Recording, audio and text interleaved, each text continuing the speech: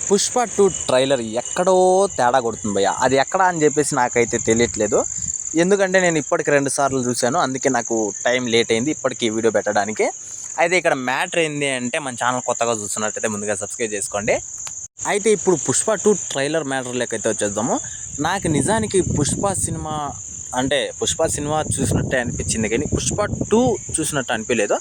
ఈ ఒక్క పాయింట్ వల్ల అసలు ఇంటర్నేషనల్కి మనవాడు వెళ్ళిపోయాడు అనిపిస్తుంది. ఎందుకంటే మనకి కంటెంట్ అయితే పుష్పనే, కానీ కావాల్సింది పుష్ప 2 కావాలి.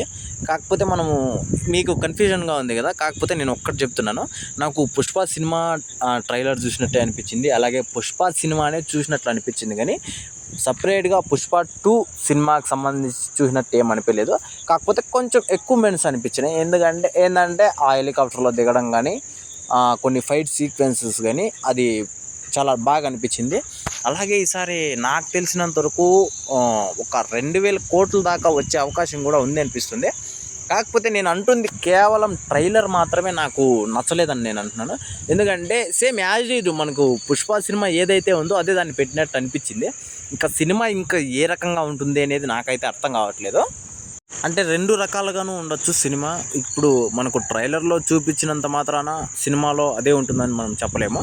కాకపోతే సినిమా ఒక రేంజ్లో ఉండబోతుందని మాత్రం అనిపిస్తుంది. ఎందుకంటే ఒక్కటి మాత్రం ఇవన్నిటికీ చెక్ పెట్టేస్తుంది, అది కేవలం అల్లు అర్జున్ అన్న యాక్టింగే. అలాగే ఆయన స్టైల్ ఒకటి మ్యానరిజం ఉంది కదా, చెయ్యి ఇట్లా పైకి పెట్టి, ఆ ఒక్కదాని వల్లనే సినిమా మొత్తం మారిపోతుందని నాకు అనిపిస్తుంది. కాకపోతే స్టోరీలో పుష్పలో ఉన్నంత దమ్ము పుష్ప 2లో ఉంటుందని మాత్రం నాకు అనిపించట్లేదు భయ్య. పుష్ప 2 ట్రైలర్ చూసిన తర్వాత నిజంగానే ఈ మాట నేను మనస్ఫూర్తిగా చెప్తున్నాను, ఇది చాలామందికి అనిపించుంటుంది ఇప్పటికే. కానీ ఏదన్నా భారీ హిట్ అయ్యింది అనుకున్నాం అనుకోండి, అది కేవలం అల్లు అర్జున్ అన్న వల్ల మాత్రమే అవుతుందని నాకు అనిపిస్తుంది. సేమ్ మనకు మొన్న జరిగిన దేవరా సినిమా రిపీట్ అవ్వచ్చు. ఎందుకంటే దేవరా సినిమా కూడా చాలా భారీ ఫ్లాప్ టాక్ కూడా వచ్చేసింది. కాకపోతే కేవలం ఆ సినిమా ఎన్టీఆర్ అన్న వల్లనే ఆడింది అని మాత్రం అందరికీ తెలిసిన విషయమే. అలాగే అనిరుద్ధ్ గారు కూడా.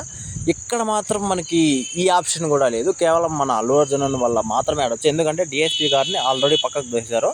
అలాగే ఇక్కడ తమనన్న కూడా వచ్చాడు. మరి మనం చెప్పలేము వాళ్ళిద్దరి మధ్య ఎవరు బాగా చేశారని చెప్పేసి. అలాగే మనకు సేమ్ యాజ్ ఇట్ ఈజ్ నాకైతే నిజంగా మ్యూజిక్ నుంచి ప్రతి ఒక్క సీన్, చాలా సీన్ల వరకు కూడా మనకు పుష్ప చూసినట్టే నాకు అనిపించింది. అయితే మీకు ఎలా అనిపించిందో కింద కామెంట్లో తెలియజేయండి. మర్చిపోకుండా తప్పకుండా దయచేసి